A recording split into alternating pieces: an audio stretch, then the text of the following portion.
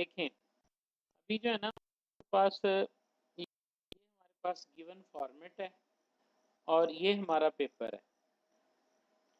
अब एक तरीका तो ये है कि आप अपने इस फॉर्मेट को जो है वो उधर अप्लाई कर लें, यानी इसको गौर से पढ़ लें। इसमें ये देखो, ये टेबल के बारे में उसने लिखा है कि टेबल 1 इस तरह लिखना है, उसके बाद जो टेबल का टाइटल है वो लिखना है, उसके जो उसकी हेडिंग्स है उनको बोल्ड करना है। देखो टेबल की कैप्शन 8 फॉन्ट साइज होगा, आथर ईमेल वगैरह का नाम 9 में होगा, लेवल 1 की हेडिंग 10 में होगी और आथर का नाम 11 में और टाइटल जो है वो 24 में। ये ऊपर वाले की बात जो ऊपर है, लेकिन आप ये देखें कि जो चीज़ उसने नीचे दी है ना, ये सारा फॉन्ट जो है वो 9 है और टाइम्स न्यू रोमन है और अलाइनमेंट इसकी लेफ्ट है, और जो यहाँ पर है ये टाइम्स न्यू रोमन और 9 है और इसके साथ बोल्ड किया हुआ है। टेबल को इस तरह करके टेबल 1 लिखा है और जो नाम है उसका वो इस तरह से आल कैप्स की सूरत के अंदर उसने लिखा हुआ है। ये टेबल का फॉर्मेट हो गया। उसके बाद पिक्चर के लिए जब भी आप पिक्चर लगाओगे उसकी अलाइनमेंट देखें, सेंटर है और उसके नीचे उसने फिग इस तरह करके आपने लिखना है और उसको भी उसने सेंट्रलाइज्ड किया हुआ है। उसके बाद आपने कोड के अंदर जहां भी शो करना है तो फिगर 1 फिगर 2 लिखना है। आप अपनी फिगर को ज़रूरी नहीं है कि आप फिगर उसी जगह बनाएं, फिगर जो है वो अच्छे तरीके से एडजस्ट होनी चाहिए, लगी होनी चाहिए। बेशक आपका आर्टिकल यहाँ है तो फिगर आप अगले पेज पे भी बना सकते हैं। जब आप नाम दिया हुआ है ना फिग 1 का फिग, तो जब आप उसको रेफर कर रहे हो तो वो वहीं से ही जाके देखेगा, लेकिन ऐसा नहीं होना चाहिए कि फिगर को यहीं पे डालना ज़रूरी है और इससे पूरी फॉर्मेटिंग तब्दील होती है। हाँ जी, समझ आ रही है सबको?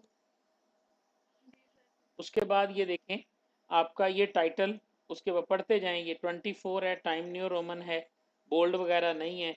पहले आथर का नाम अगर ग्रुप में है तो दूसरे आथर का नाम, आथर के नाम एक जगह लिखेंगे, यहाँ लिखेंगे। इसी तरह अटैलिक्स के अंदर department of computer science and information technology, दूसरी लाइन में virtual university of the Pakistan. Author का ईमेल एड्रेस इसी फॉन्ट के अंदर लिखना है, उसके बाद जो दूसरा आथर है उसका फॉन्ट लिखना है। ठीक है, ये चीज़ हमारे ऊपर लागू नहीं होती, जो सेकंड कंपनी एड्रेसिंग है ये हिस्सा आपने नहीं लिखा।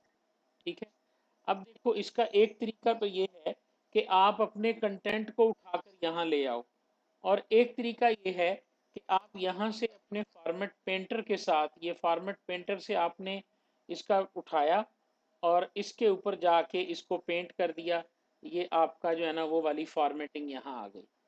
अब इसी तरह ये पैराग्राफ की फॉर्मेटिंग है।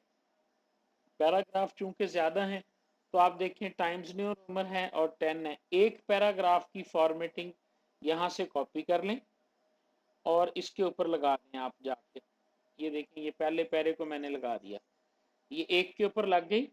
अब ध्यान से देखिएगा, ध्यान से इस पैरा के ऊपर रख के तो नॉर्मल के ऊपर आना है और राइट क्लिक करके आपने कहना है अपडेट नॉर्मल टू मैच। इस पर क्लिक करोगे तो ये जितने भी पैराग्राफ हैं तमाम के ऊपर यही फॉर्मेटिंग जो है ना वो लग गई है। अब तमाम पैराग्राफ के ऊपर ये फॉर्मेटिंग लग चुकी है, आपको दोबारा ज़रूरत नहीं है। अब अगर आप इसके अंदर कोई पैराग्राफ कॉपी करके लाते हो, फॉर एग्जांपल किसी और जगह से आपने इसको कॉपी किया है, ये है, और आपने इसके अंदर देखे ना इसने पता नहीं क्या फॉर्मेट और किस तरह टू कॉलम तोड़ा हुआ है। जब मैं एंटर करता हूं तो ये नेक्स्ट लाइन पे चला जाता है। अच्छा, अब आपने यहाँ पे फॉर एग्जांपल जो है ना वो एक पैरा कॉपी करके लाना है। ठीक है, तो अगर वो पैराग्राफ किसी एग्जैक्ट फॉर्मेट में नहीं भी होगा तो अब आप सिर्फ और सिर्फ क्लिक करेंगे। मैं एग्जांपल आपको, ये है फॉर एग्जांपल मैंने यहाँ से इतना हिस्सा कॉपी किया और मैं ले गया अपने थीसिस के अंदर।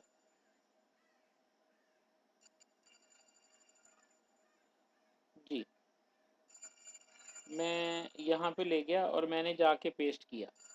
पहली बात तो यह है कि उसने एग्जैक्ट उसी नॉर्मल अंदाज में पेस्ट कर दिया। अगर ये नॉर्मल में ना भी करता ना तो मैंने सिर्फ इस पैरा के ऊपर क्लिक करना था। अब चूंकि मेरी नॉर्मल फॉर्मेटिंग पैराग्राफ की चेंज हो चुकी है तो मैंने बड़ी आसानी से उसके ऊपर क्लिक करके उसको अपडेट कर। जी, समझ आ गई ये बात?